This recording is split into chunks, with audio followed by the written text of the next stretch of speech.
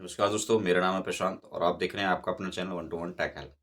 दोस्तों, चैनल पर आए तो प्लीज चैनल को सब्सक्राइब कर लीजिए, क्योंकि आप ही की इन्फॉर्मेटिव वीडियो दोस्तों इस चैनल पर कंटिन्यू रेगुलर आपको मिलती रहेंगी। तो दोस्तों, आज का हमारा मेन टॉपिक है बैंकिंग। बैंकिंग यानी कि हमें किस बैंक की तरफ जाना चाहिए, हमें प्राइवेट सेक्टर बैंक की तरफ जाना चाहिए या हमें गवर्नमेंट बैंक में अपना अकाउंट ओपन कराना चाहिए।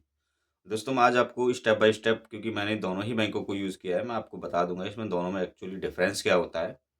तो स्टेप बाय स्टेप इस वीडियो को कंटिन्यू रेगुलर देखते रहिए। तो चलिए दोस्तों, वीडियो को शुरू करते हैं। तो दोस्तों देखिए, हमारी जो लाइफ साइकिल को रन करने के लिए एक बैंक अकाउंट की नीड एवरी पर्सन यानी कि सभी को होती है। जैसे मोबाइल को चलाने के लिए सिम की रिक्वायरमेंट है, ऐसे ही लाइफ को चलाने के लिए हमारे पास में बैंक अकाउंट होना ही चाहिए। चाहे आप कहीं किसी फॉर्म में काम कर रहे हैं, चाहे आप कोई फार्मर हैं, चाहे आप बिजनेसमैन हैं, तो लगभग बैंक अकाउंट सभी के पास होता भी है और होना भी चाहिए। तो दोस्तों, अगर आप कोई एक नया अकाउंट ओपन कराने की सोच रहे हैं, तो आप सोचते हैं कि हमें प्राइवेट सेक्टर बैंक में अपना अकाउंट ओपन कराना चाहिए या गवर्नमेंट बैंक में। तो दोस्तों, सबसे पहले देखिएगा कि जो आपके पास में नियरेस्ट ब्रांच यानी कि आप जो आपका घर है, होम टाउन है, उसके पास में जो ब्रांच है वो कौन सी है, यानी कि आपकी नियरेस्ट ब्रांच कौन सी है।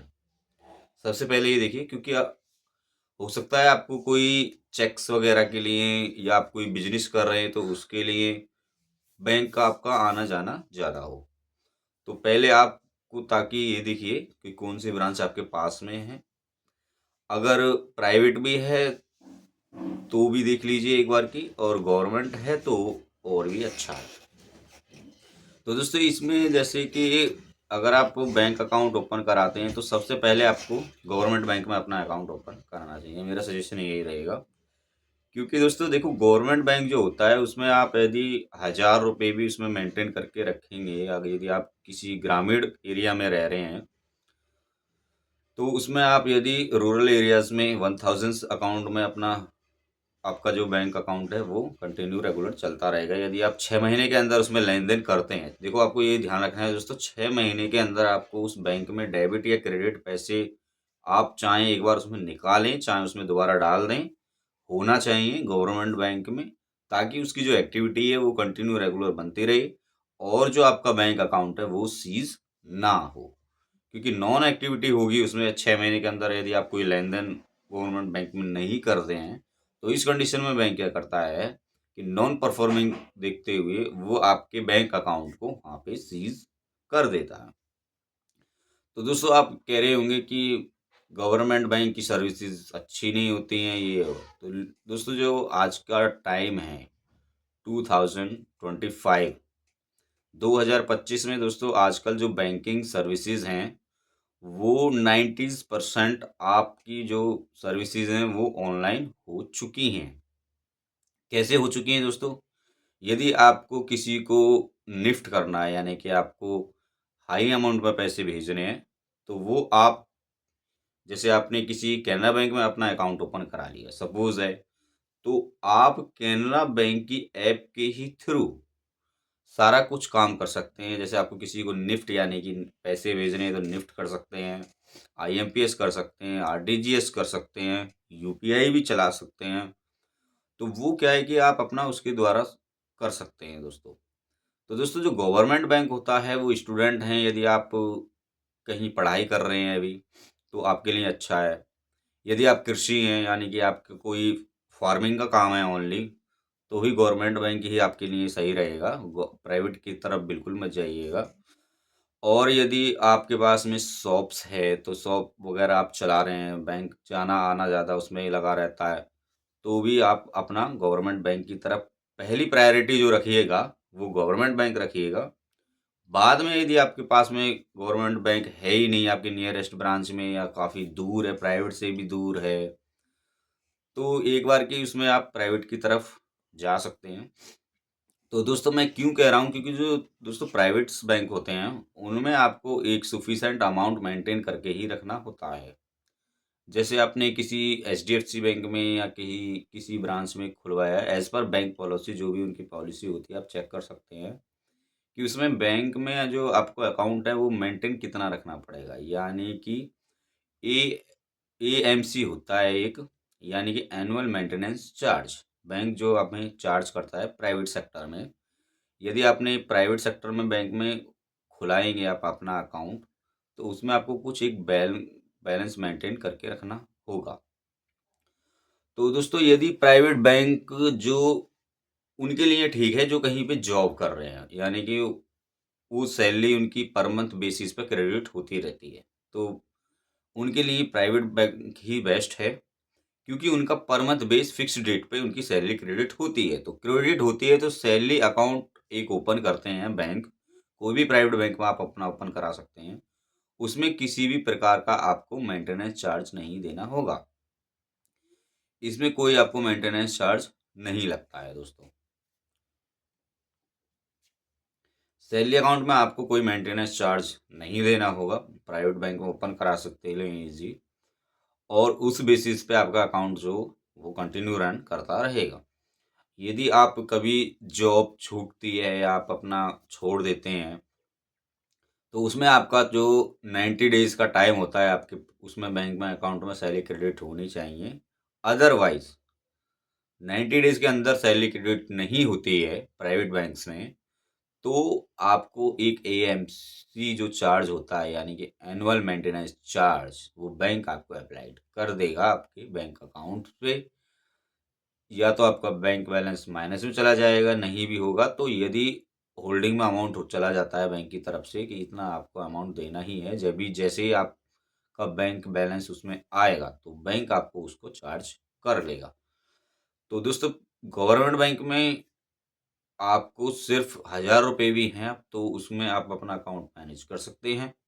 प्राइवेट्स बैंक में आपको as per bank policy rural areas में मिनिमम 10,000 एंड अर्बन एरियाज में मेट्रो सिटीज में 25,000 होता है, जो हमें बैंक बैलेंस वो मेंटेन करके रखना होगा।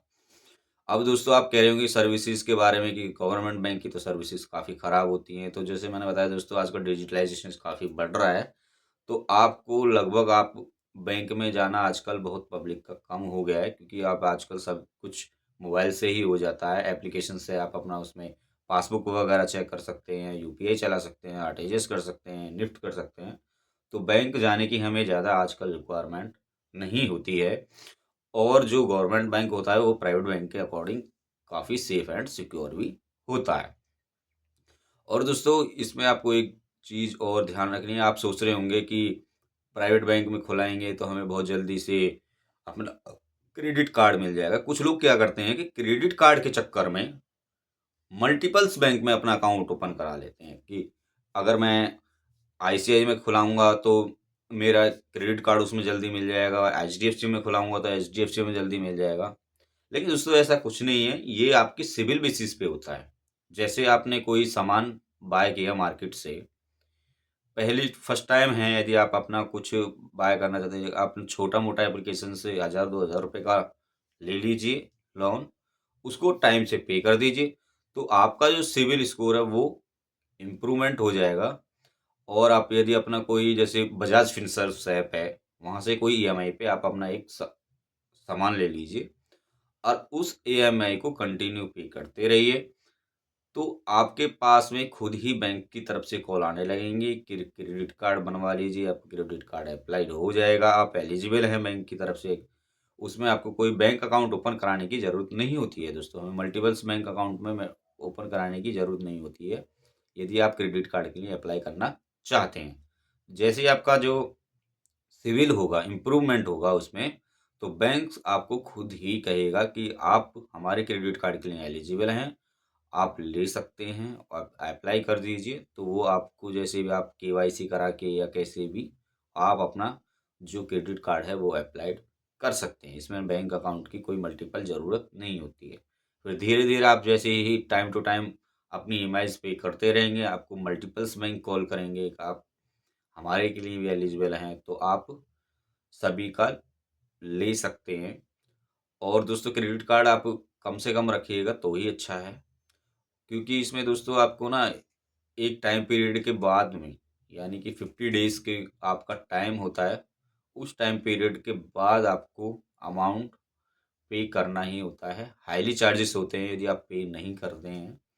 तो credit card I suggest you come से कम रखिएगा, 1 या 2 ही रखिएगा और उसमें एक लिमिट सेट कर लीजिएगा। एप्लीकेशन के थ्रू भी कर सकते हैं आप कि इतने ही मेरा जो बजट है वो उसी के अंदर, उसमें आप एक लिमिट सेट कर लीजिए, ये मेरा बजट है और मैं इसको इतना ही यूज़ करूँ। क्योंकि आप जो हाईली चार्जेस होते हैं क्रेडिट कार्ड के, उससे आप बच जाएँगे। पर लेकिन दोस्तों जो गवर्नमेंट बैंक होता है वो, उसमें आपको क्रेडिट कार्ड काफ़ी स्ट्रिक्ट मिलता है, यानी कि बहुत टाइटली आपको बैंक प्रोवाइड करता है।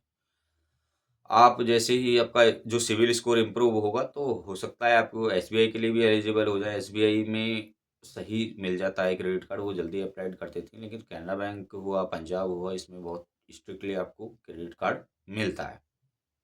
तो दोस्तों एसबीआई भी एक गवर्नमेंट बैंक है, उसमें भी आपको एक अच्छी खासी लिमिट मिल जाएगी यदि आप टाइम टू टाइम अपना ईएमआई पे करते रहेंगे।